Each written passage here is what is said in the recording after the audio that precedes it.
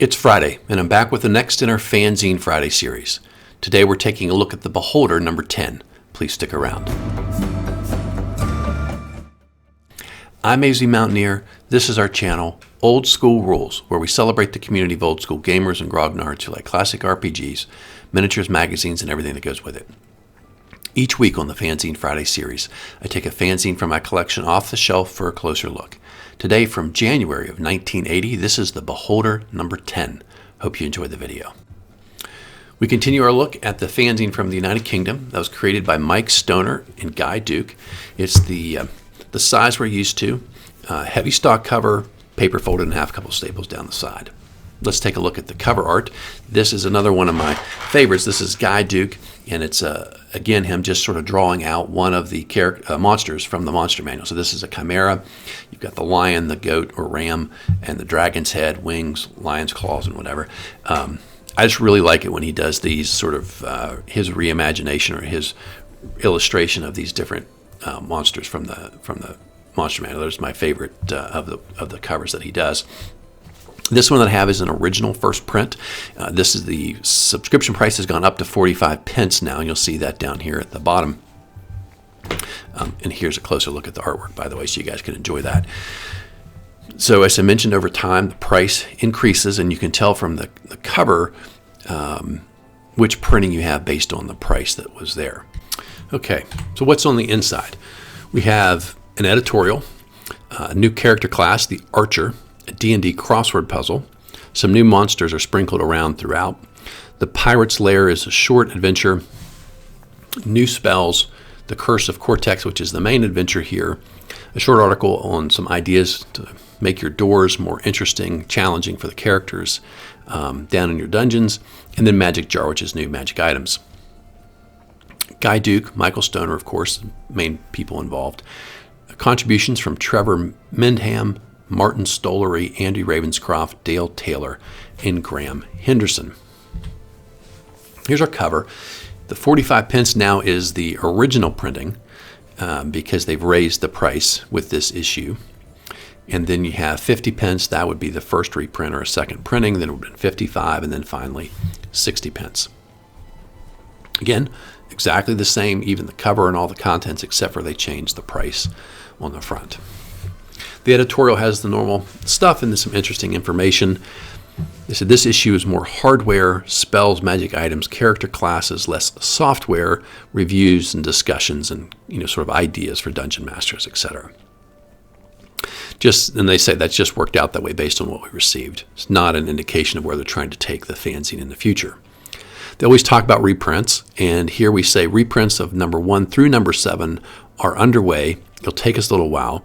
The price is now going to be 45 pence per issue, but you can go ahead and figure out which issues you want, multiply that by 45, and send us your check. And that way, when the reprints come in, you'll be on the list and you'll get them mailed to you. They talked to Phil Alexander, co-creator of the Underworld Oracle, and Phil confirms Underworld Oracle is officially folded. It's over. I said, please don't pester Phil and don't bother reaching out to Lou because he's not at the address you would have from the fanzine anymore. They talk a little bit about some back and forth in the pages of White Dwarf, and so if you stick around to the end, I'll have a little segment on the White Dwarf back and forth that he mentions, which involves Gary Gygax, once again, a little bit of a dust-up with some of these, I'll call them early content creators, right? These fanzine creators. That's everything they say. Happy New Year. Welcome to 1980. Then we have a contribution from Andy Ravenscroft, great member of our little Old School Rules community. Andy's helped me out with some things with fanzines before. You may remember Andy, and I'll put a link up here, to the Demon's Blood fanzines that were going on in the 1979 era, so contemporaneous with The Beholder, and Andy's been asked to make a contribution here, and his contribution is a character class called the Archer. He says it's been play tested in his home campaign, does pretty well. The last 4 people who had one, I think, didn't survive for very long, so it's not overbalanced. But I think it's pretty well done, and I think it definitely, in the right party played strategically, could become a pretty powerful character pretty quickly, and we'll talk about that. So what's his idea? Strength of 15, dexterity of 15, constitution of 9. This is the character, sort of the Robin Hood character, right? Only can wear up to studded leather armor. Obviously, the bread and butter is the bow and arrow. And at first level, no crossbows, just regular bows, if you will. And short handheld melee weapons, the broadsword, dagger, hand axe, mace, hammer. I would have thought probably a short sword. I would probably allow a short sword. That seems like it makes sense too. No oil, poison, optional based on alignment and your DM rules. They travel light. In fact, he even says he doesn't know if he'd let you have a backpack, anything on the back. I think I probably would let you have a backpack. I don't think that would interfere with, your shooting of the bow. But maybe I'm not I'm not an Olympic bowman, so maybe I'm wrong.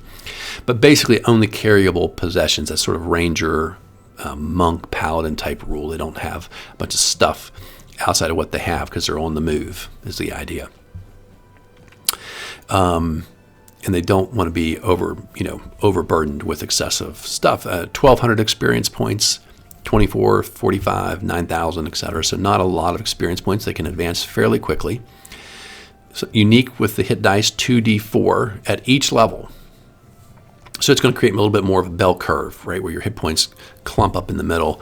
No ones, obviously. Probably not a lot of 8s either. So that's the basic of it. The real meat and potatoes of this, of course, is the use of the bow. So let's talk about all the special stuff that he's come up with that. You pick a particular type of bow at first level. It can be a short bow, long bow, composite short bow, composite long bow, or a horse bow. The bow designed to be short, the short one designed to be shot from horseback. And you get a +1 to hit and damage with whichever type of bow you pick. And at every odd level, you get an extra +1. And you can stack those. So if you picked a short bow, at first level, it'd be +1. At third level, it could be +2. At fifth level, +3, on and on. You can also pick a different type of bow. So you could have short bow at first level and long bow at third level, and each of those would be at +1. So you can decide whether to focus that or expand out the type of bows that you would use. That goes on indefinitely. So by 7th level, you could be +4, which is a pretty darn good bonus. On top of which, you get bonuses for strength and dexterity. At 16, you get a strength +1. At 18, a +2. And then 3 to 6 for the exceptional strength. The idea being you would personalize your bow to have extra strong pull or draw based on that higher strength, which would put more velocity or energy into the arrow itself. And more skill, dexterity +1 at 16, 17 is +2, 18 is +3. So you could stack those up and get a couple extra bonuses there and on damage only. And then you also have the ability to aim really well. And so you get a damage multiplier in addition to that, regular 1st and 2nd level. 3rd and 4th level, it's 1.5. 5th and 6th, 7th level, 2x. Then 8th and 9th level, 2.5. 10th level, 3x. So you get that damage multiplier, and you can pick out your target in melee with exceptional ability. So there's chaotic melee. It's a 50% chance to hit what you're aiming at. At first level, it goes all the way up to a 95% chance at 10th level. So you would be willing to shoot into combat. Now the downside is this guy's not good at melee combat.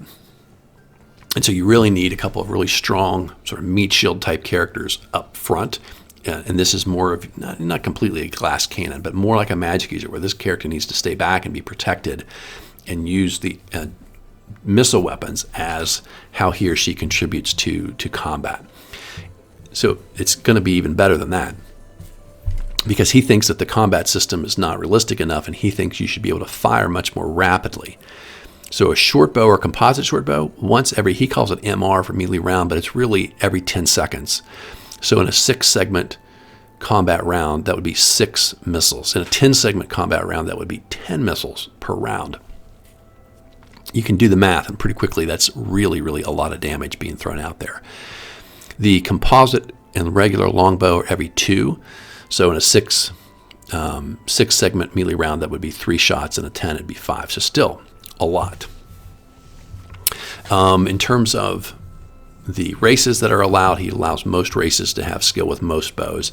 But again, you could have an elf, and then you add that extra elvish bonus of +1 with a bow to this class. It becomes an even more supercharged combat weapon, right? So really, really cool character class. He gives him some thieving abilities, pickpockets, open locks, and hide in shadows, starting at 20%, 15%, 5%, all the way up to 10th level, will be 50% across the board. That's where your thieving skills max out.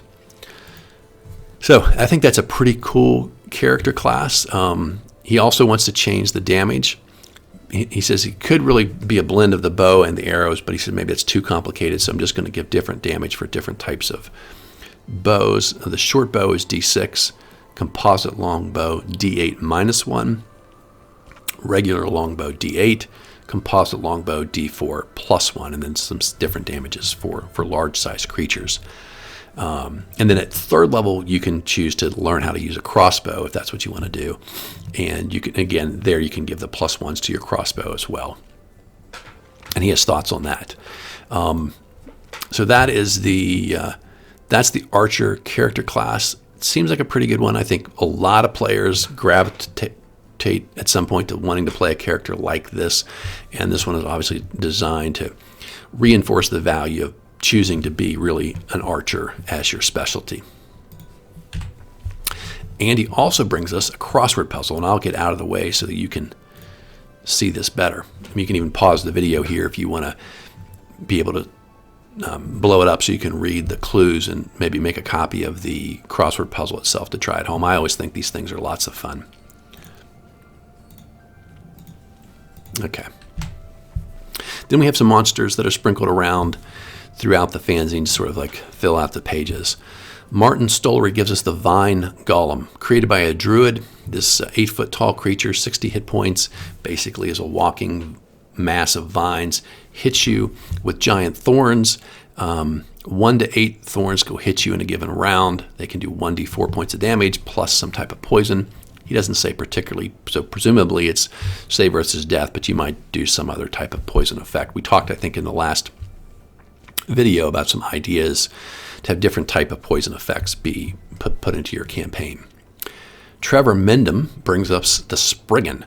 This is a 3-foot tall evil spirit. Looks like a wizened and shriveled old man with a head that's too large for his body. They attack with their nasty long nails and craggly old teeth.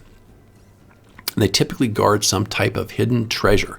I'm thinking he got this from some type of a novel. 10 to 200 appearing. They tend to come out in mass to protect this treasure. They can use some control weather abilities, create some rain, maybe a light breeze, up to a strong breeze. The more of them get together, the stronger their ability. If you get 50 of them together, they can create a thunderstorm. And if you ever actually find the treasure, then they come out and attack you, physically attack you if they have to. You will have to make a save versus spell from their frightful appearance or run away if you're below 4th level. And once per day, they can try to call up a whirlwind like an air elemental type of a creature. This next one I like, no attribution given to who created this one. It's called the Web. I would call it the Living Web because that's what it is. It looks like a great big web spell that's been cast across, a hallway or is filling up a corridor or a room or whatever, but it's sentient, it's alive. If you touch it, the web will begin to move itself and wrap its stickiness around the character and eventually wrap you completely up like a spider would and suffocate you from have your mouth and nose covered by the webs. If that happens, you have to save versus poison with a +2 every round to stay alive before you suffocate. And depending on the size, they can potentially wrap up several people. Blunt weapons won't have any effect. Stabbing weapons won't have any effect. Only sort of swinging edged weapons can do damage to them. Armor class is 10, hit dice 5d8, but remember whenever you hit the web, there's a chance it wraps around that weapon and your arm, and then you basically don't have the use of that anymore. So obviously the main thing you'd want to do is toss some oil on this thing and light it on fire and try and burn it away. And that it says that it is susceptible to fire. 5% maybe end up being fireproof just to throw a wrench at the party. Next is the Fox Spirit by Graham Henderson. Spiritual animals found in the woods or caverns. They look like a normal fox. They can live up to 200 years long. Start fire by slapping their tail on the ground and create sparks and burn whatever might be around them. Hopefully there's something flammable around them when they do that. They can change form into an old man or a young woman. But even then, if you see them in a mirror, you'll always see the fox-like spirit creature. And they're crafty. They like to play tricks on humans. And they are afraid of dogs by nature, like a normal fox would be, I suppose. I didn't mention at the bottom of that page at the web, living web monster, there's an advertisement note. Dungeons and Dragon range of fantasy figures are for sale. Contact J.R. Shepard in Surrey. I don't know if he's connected to a company or what he was making. All right, then Dale Taylor has the Pirates Lair. It's a short adventure. Here's the map. It's basically a pirate's cave / hideout, and it's well done. It's basically these pirates are here, and they have different things in different rooms. And I think he has some goblins that he's charmed that help protect the actual leader of the pirates and their treasure, and that's basically it. New spells. We have some new spells here to consider. The first one is Duel's Deadly Downpour. It's a druid spell, 2nd level. And it takes any type of cloud, including a spell-based cloud like Cloud Kill or Fog, and turns it into a precipitating cloud. And this precipitation will be acid. And it does 1 point of damage to small creatures, 2 points to medium creatures, 3 points to large creatures, every melee round that they're inside the area of the cloud and therefore being rained on by the acid. Lasts up to 1 turn. Targon's Third Arm is an illusionist spell that creates an invisible third arm that grows out of the illusionist. The illusionist can see it and has control over it like a normal arm. They say, remember, illusionists have high dexterity, so they're naturally going to be able to use this arm to do whatever they want, which include maybe picking someone's pocket. The person who created this spell was an illusionist thief and so had a pickpocket skill. And they would use their invisible third arm to pick someone's pocket while having something in their 2 regular hands that everyone could see and be like, hey, it wasn't me. Look, I've got stuff here. Everyone can see my hands. But you could use it for anything else, I guess, you could come up with. And finally, a 3rd level magic user spell called the Dungeoneer's Companion. Take a gem of 200 gold piece value, cast the spell, and your gem will grow 2 little eyes, 2 ears, and a mouth. And you hang, maybe like they have it here, like hang around the neck. It can keep track of time. It can remember everything it's seen. So you would use that to maybe, if the dungeon master makes you keep a map and you didn't do it or you didn't write something down, you say, oh, but my gem would remember that. And so the gem basically gets you around, maybe if the player forgets or the player doesn't make a good map. It can see all invisible objects or creatures. It can give advice. And so it says the DM's option what it might know about particular monsters, like to say, hey, use fire on a green slime or something like that. It can make a pretty good value of any other gem or jewelry that you find. It has a 25% chance to identify magic items. I don't know about that last one, but otherwise seems like a pretty decent spell. Next, the clerical spell, 2nd level, Detect Soul. And you concentrate on a 10-foot wide path, and you'll know if there's anything alive there. You won't know what it is, but you'll know there's something alive. It helps you identify things that are feigning death. They're still alive. Invisible creatures would be seen. They even apply it to things that are sort of sentient, like maybe a sword that has intelligence and ego. And so you can just identify there's something there, maybe how many are there. You could do that through a wall or through doors as well. And finally, the magic user spell, Interrogation. I might make this a clerical spell as well, I don't know. But you cast this on a creature, and the victim then can be interrogated or ask questions. If they give you a false answer, they will have to say versus magic, or they'll take 1d4 points of sort of painful damage. The spell will cause their nervous system to short out against itself, I guess. This spell lasts until you get 2 to 5, DM would roll, true answers, and then it stops working. Okay, here is our big adventure, the Curse of Cortex. Within living memory, the dales and moors around the Silver Lode River were a prosperous region. The power of the dwarves who exploited the silver seam was great, but equally great was the power of the evil mage Cortex. The latter contrived to bring a curse onto the region to fill the entire area with evil. In doing so, he sapped both the power of the dwarves and his own might. The seams of silver ran dry, the dwarves left or turned to evil ways, and the evil mage has not been seen since. And this area is now full of hostile creatures. It is rumored that the curse infected the Heartstone, or something from Tolkien, right? The Heartstone of the region, hidden in a secret place far under the surface of the earth. If that stone is found, then the curse could be lifted. The path to the stone may be lined with riches of dwarves, but they will be barred by many dangers. There we go. And so what you have here is an outside map of this region, and then you have another map which shows you the same region but underground. And so they say you could put these sort of superimpose them on top of each other. And this is going to show you the pathways underground under the surface area. And so it's a good dungeon. It's got both obviously some wilderness areas to it, and then it has the area underground you can search through and obviously eventually find both the Heartstone as well as a bunch of other interesting things under there. Good adventure. This one probably take you a couple of sessions, I think, because it's got quite a bit of stuff layered into it. It was interesting. You have all kinds of little drawings of small areas you get into underground, but not like one big underground dungeon map. Then we have this article on doors. And so he's just a short article on, hey, here's some things you could do with doors in your home, in your home campaign. So people just don't walk up and bash them all open. One, he has them super thick so that they're basically resistance to being hacked open, like maybe use some metal reinforcements.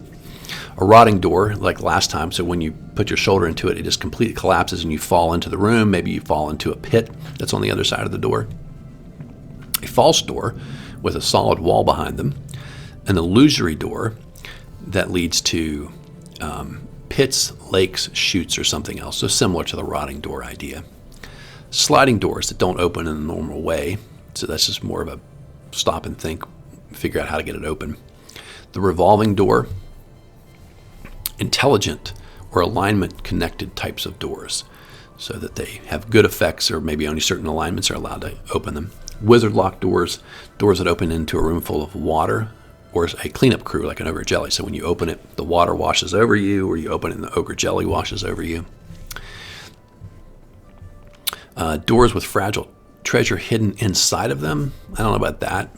I guess it's just to teach the party to be more cautious about breaking the doors, right? Because you broke something.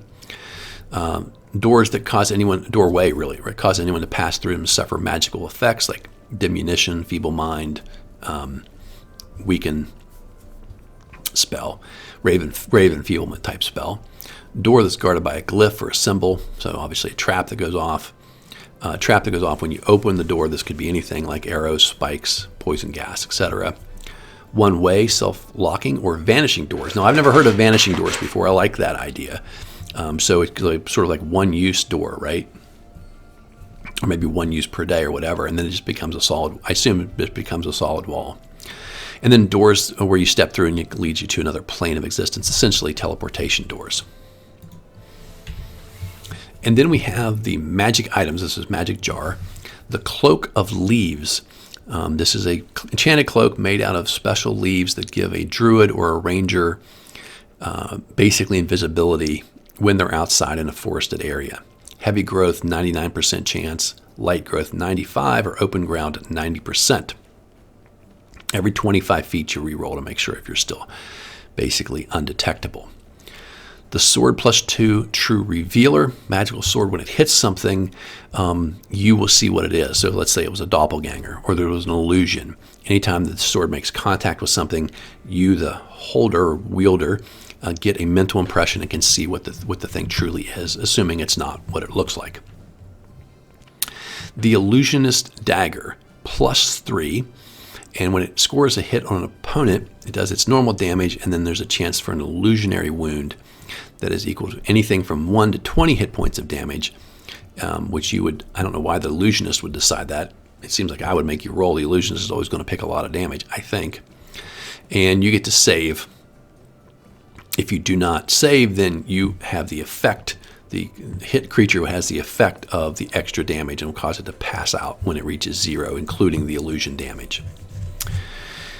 Helm of Power, beautiful helm with a lion on top, and it has 2 gems right here that you look through. It gives you a mind blank spell. The gems are gems of seeing or Eye of the Eagle effect, and improves your armor class by 1. And you can take the lion, sort of pop it off the top of your head, and it becomes a figurine of wondrous power. They have Lazarus Amazing Hairpiece, and they say the rest of these came from John Phillips, and they're kind of gonzo on purpose. And this guy was trying to create a wig because he was going bald, and he messed it up. So when you put this thing on your head, it grows a bunch of hair out, and pretty soon you can't see, you can't eat, you can't breathe, you can't hear, because there's so much hair that surrounds your entire face. You have to use remove curse to get it off. Lazarus Bean Bags just has normal beans. The Potion of Kobold Strength. When you take this, you become armor class 7. You go down to only 1 to 4 hit points. You shrink in size, and now you're basically have the strength of a kobold. The Censor of Air Elementals will beep out obscene language of an air elemental. In other words, censor, like, not a, anyway, it's silly, right? And this is a bag of holding, but this is a bag of holding with a mean streak. And when you put things into the bag, extra dimensional space, you cannot get them back out. The bag will not allow you to get a hold of them again. If you try to cut it open, it will scream out loud, and then all the contents will be lost in some interdimensional space. The Helm of Mighty Mirth, to bring laughter into the world. It's a cursed item, and the wearer will see hilarity in everything that happens, and basically constantly fall down laughing and be unable to fight or continue to help the party until you get it off. The Staff of Striking, again, it's supposed to be funny. The staff refused to function unless pay differentials are restored, like, Union Strike. Staff of Striking, bump. The Chime of Opening, he said, almost made a normal item, but not quite. When you ring this chime, everything within 30 feet opens. Every door, every chest, every backpack, every pouch opens, and contents are spilled out. So this obviously would have a potentially funny effect on the party, as everything they own just gets dumped onto the floor. Things could break, etc. This is the +3 hammer. I think it should be dwarven throwing instead of, and this weapon throws dwarves. So if a dwarf picks it up, it actually will spin the dwarf around and throw him or her, and then the dwarf comes back to the hammer over and over again until the dwarf is killed.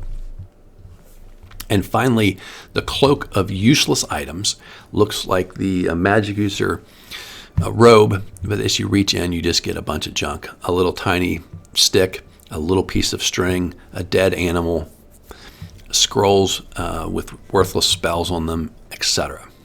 I don't know. They thought it was funny.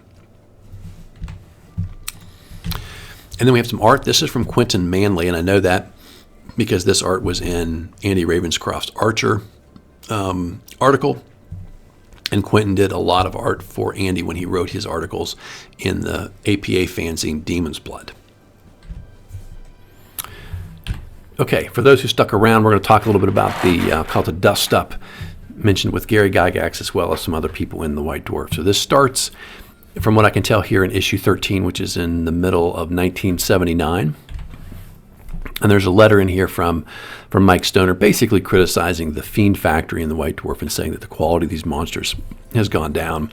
It's either some unique monsters that only sort of a gotcha the first time because the players don't know what it is, and thereafter it'll always be boring because once you sort of know a certain trick, the monster's easy to figure out. Or these sort of super powerful monsters that really aren't that useful because they're not properly tuned to use in most campaigns. And then we get a little feedback from that here in the next one, with a response from Don Turnbill writing back to him about that and basically trying to defend a little bit what's in there. And then you also get a note from Roger Musson talking about Mike Stoner's article and calling it misinformed because he says his monster, the spook, doesn't kill people, it polymorphs you into a spook. And then as long as you can kill that spook within the next hour, then you get to turn back. I mean, I think that's technically correct, but this idea that I hit you and you're transformed into something and maybe potentially taken out of the game seems like a pretty powerful attack. So that's the first sort of little interaction there. And then we get this in the same issue, which is an interview with Gary Gygax, and on a particular theme that people ask him about the game, and they come across the topic of fanzines. If you guys can read this, it says, there are a multitude of D&D zines on both sides of the Atlantic, printing additions to and criticism of the game. Do you think that this helps or detracts from D&D, taking into consideration the nature of your game? Gary's response: nothing will absolutely spoil a campaign as quickly as some of the material offered in the various adventure gaming magazines. And this applies to material published in Dragon, too. The major difficulty lies in being able to distinguish in what is a minor addition to play and what will radically alter play balance. And in Gary's defense, he was very thoughtful about this, and right or wrong, he put intention behind the rules he made to try and make things well balanced. So it is a sort of a touch point for him. Most DMs are not experienced game designers, and they cannot easily distinguish beforehand. Nobody would take seriously an article proposing that there be the addition of 8 pawns or a leaping move for the queen, or that landmines be added to the game of chess. This sort of rubbish is commonly suggested for D&D and AD&D, however. While there might be a few who enjoy aberrations, the majority find that they ruin at least a part of the campaign and eventually require backtracking and removal. Discussions of the game in general, and commentary and criticism are perfectly fine, just as are carefully thought out and tested editions which arise from time to time. The fan magazine should educate as well as inform readers. Then additional material could be properly judged in the light of each individual campaign, and DMs would be capable of intelligent and correct selection. So actually not super inflammatory, although there are some digs here calling stuff rubbish. But again, I think Gary just had a way of saying things that really sort of chat people off, and certainly he got some attention here. So then we get this a couple issues later at the end of the year. We have a response here written by Guy Duke. And Guy says he's responding to Gary's article. I feel bound to restore the confidence of the fan magazine. I believe that among the varied and interesting articles appearing in such magazines, the material that will, in Gary Gygax's opinion, radically alter play balance is greatly outweighed by that which augments and complements the game without detracting from it. When and where it does occur, I'm confident that any DM or player can read the dangers of its use. It does not take an experienced game designer to use a design. Such material is usually but a means to an end, and the DM can use it, adapt it, or discard it as he sees fit. And then he quotes from the Player's Handbook, after all, the game's major appeal is to those persons with unusually active imagination and superior active intelligence. Surely such a person can make her own decision. The fan magazine is a media in which to express and distribute such beneficial imagination, and the readers with their superior intelligence can surely differentiate the rubbish from the useful and feasible. To continue, no fan magazine, as far as I know, has actually claimed to be satisfactory for use with AD&D. This is left to the discretion of the reader. Anyone under the impression that the second-rate or substitute material in fan magazines is authorized or approved for use with AD&D would be lucky to rate as semi-intelligent. Ultimately, the fanzine, the production and the reading thereof, is a hobby in itself. Please, Gary, don't condemn us to the fires of Guyana. Yours sincerely, Guy Duke of the Beholder. Love it. Well written. And again, I think the main thing here for these folks is they just want to be appreciated for people who love the hobby. And that's the saddest part for me, or regrettable part about this, is that Gary did not always start those kind of comments by praising the enthusiasm and the industriousness. I mean, it wasn't like easy work to put out these fanzines, especially something like The Beholder that came out month after month. This was a real passion for these folks. And again, they may have made it, these guys were really good, and they may have made a little bit of money, but nobody got wealthy off of this like Gary did off of D&D. And so these were people who did it because they loved the game. They love taking the ideas of creative people in the hobby and sharing them with other people. So, and as you can tell, I'm a huge fan of fanzines. I think they're just fantastic little time capsules of what was going on. There's also an article in here from Trevor Graver, writing in to say, I agree with Mike Stoner's letter in there, talking about the Fiend Factory and how it had come down. And so, again, that's just a little comment that he made in the editorial, and to share that with you guys and give you a little bit of more history here. At some point, we're going to cover the White Dwarf. Fantastic, fantastic magazine. If you, like me, had not discovered this back in the day, if you can get copies and maybe just find digital copies or PDFs to read, there's a really, I love the feel and the vibe of the White Dwarf magazine a lot.